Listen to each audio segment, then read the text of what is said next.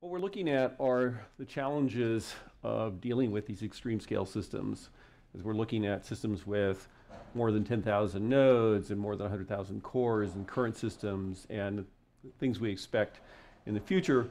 Probably still have on the order of 10,000 nodes, but the number of cores per node is going to continue to increase. We've already got two systems with over 1 million cores in the system. We expect to see systems with 100 million to 1 billion cores.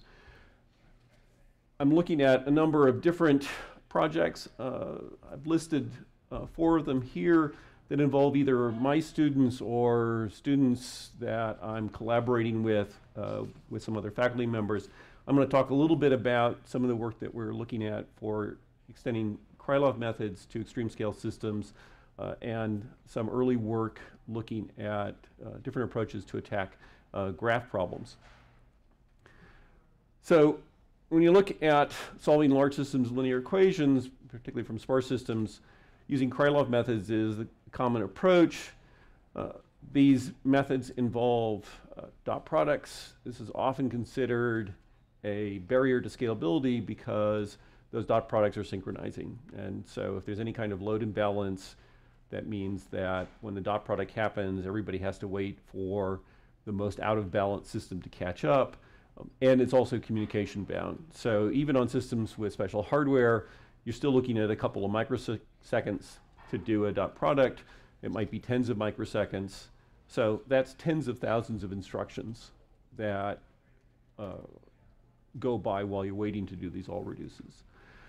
So some people have proposed just using different algorithms. Unfortunately, these are among the best performing algorithms. There are some things you can do to reduce the number of Allreduces, and I'll mention a couple of those algorithms. But one of the things that we're looking at is taking advantage of non-synchronizing Allreduce operations to eliminate that part of the constraint. And MPI3 provides a collection of non-blocking collective routines, so at least we can express them.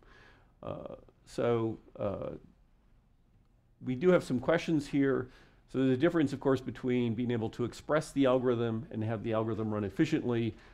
As you'll see from some of the results, we're still in the part where the routines exist, they run correctly, but they don't provide the performance that we expect. So we can start by looking at the precondition conjugate gradient algorithm. The number of different formulations. This is one typical one.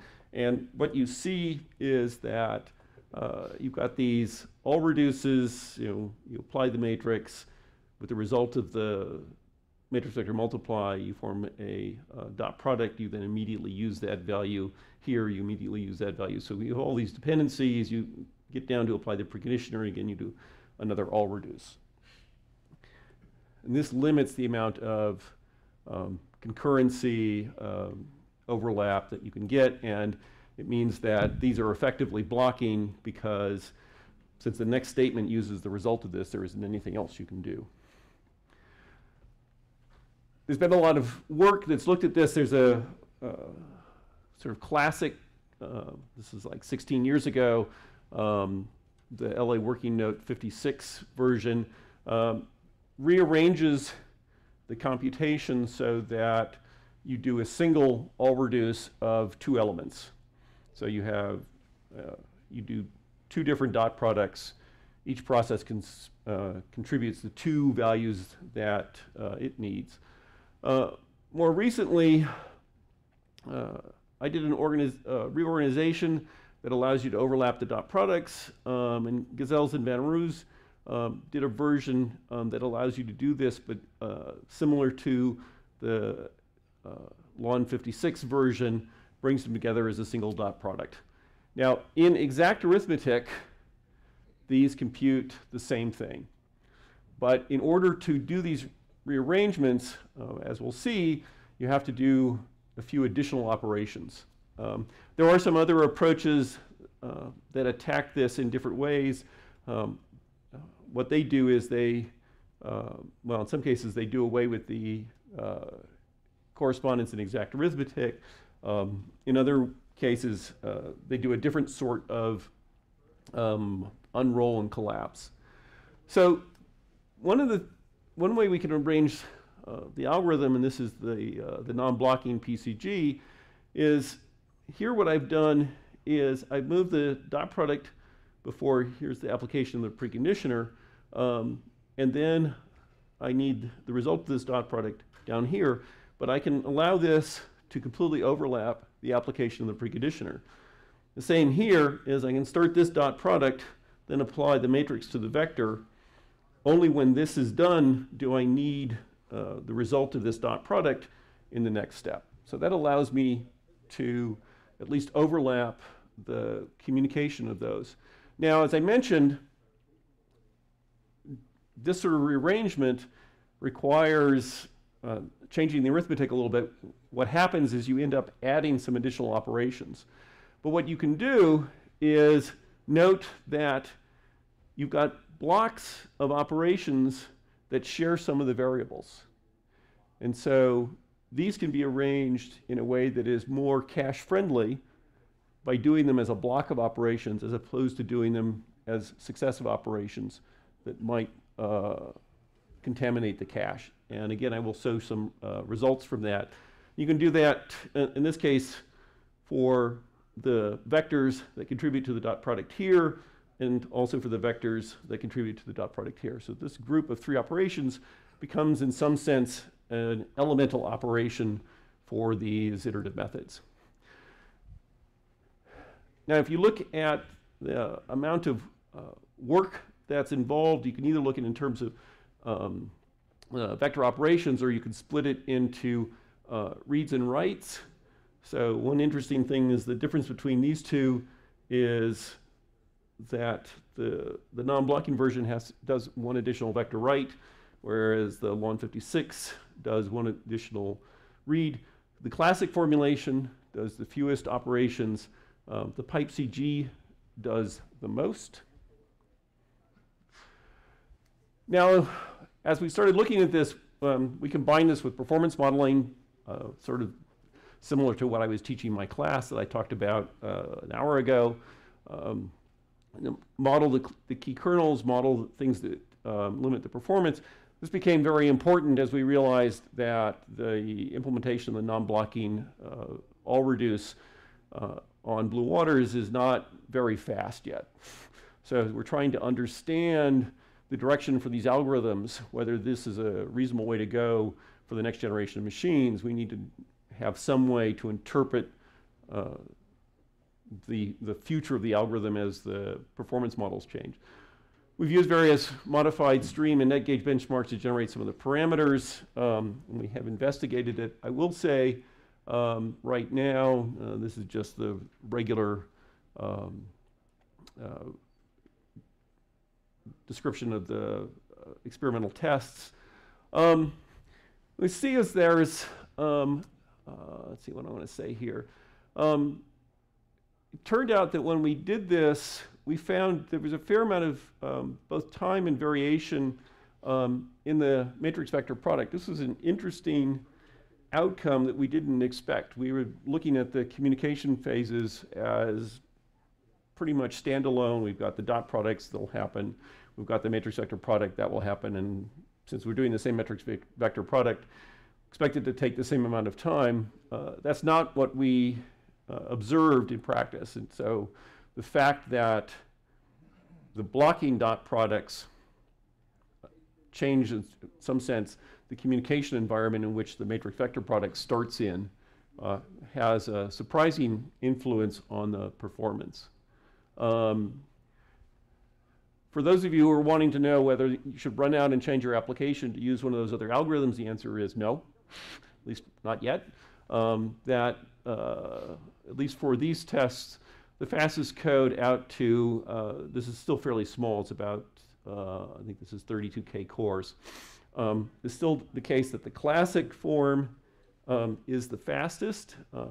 Part of that, again, comes from the performance of the matrix vector product. One of the things we do see is that those merged vector operations are quite important. So maybe you should just look at this case.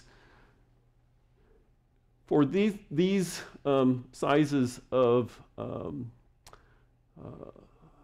see, yeah, for those, yes, for these sizes, the vectors are out of cache, and so you get significant benefit out to the point where you're using so many nodes that you're now back in cache. And so it is the case that restructuring to take advantage of knowing what data is in cache is going to be important in looking at these alternative formulations that do a little bit more work to try to hide the Allreduce costs. The important thing on these slides are these two. The models are pretty good except in two cases. So for example, they're good in the case of the preconditioner. They're not good in the case of the matrix vector product. This was a surprise. So like I said, this is work in progress. So understanding why this happened is interesting.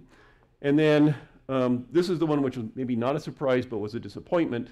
That said that this is the model that we had for what we expected the non-blocking Allreduce to take in terms of time. This is what we observed is much closer to essentially the blocking algorithm.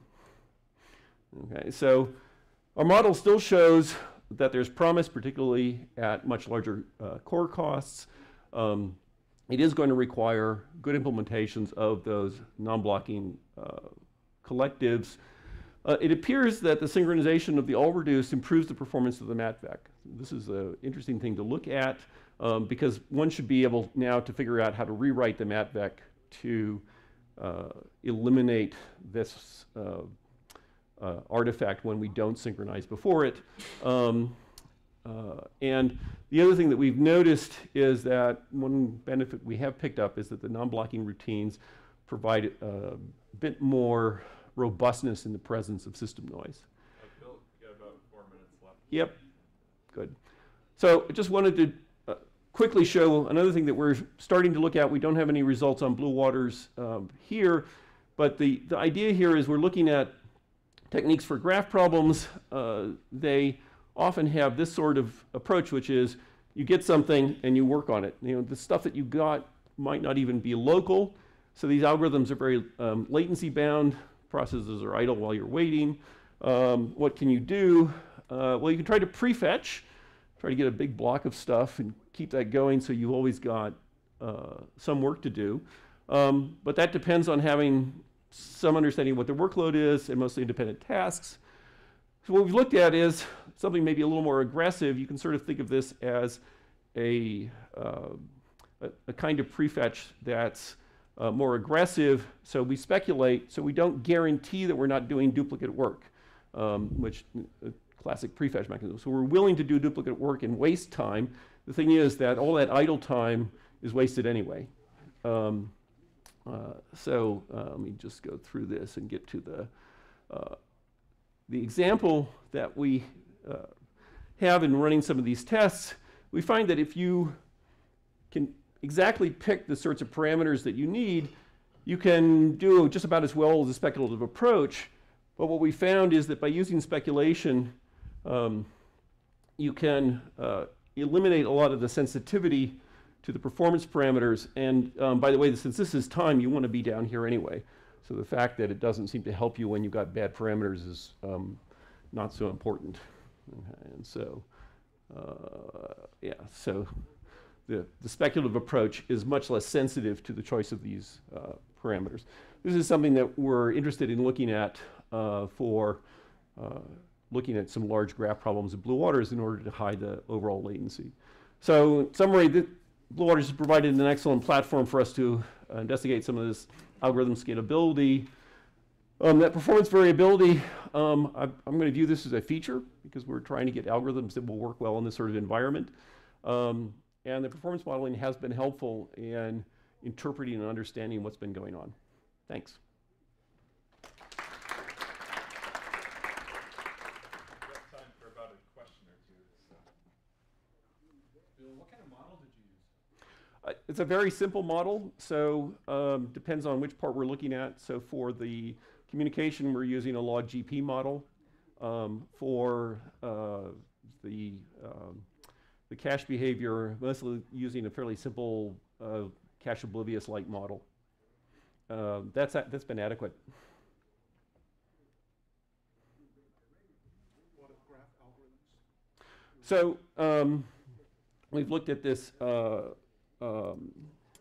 at breadth search, this unstructured tree search. Some fairly simple algorithms to start with, just the classic benchmarks, trying to see if we can use speculation to do something useful while we're waiting. When you get to some computational geometry problems, things could become more tricky. Yep. Yeah, we should talk. Bill, so if you use a latency hiding approach, which is good, but it's expected that in next generation machines, non-blocking collectives will not go below maybe 10 microseconds. So that's a limit of your scalability. So I mean, you can weak scale, but think about. I mean, there's a limit to how much you can win.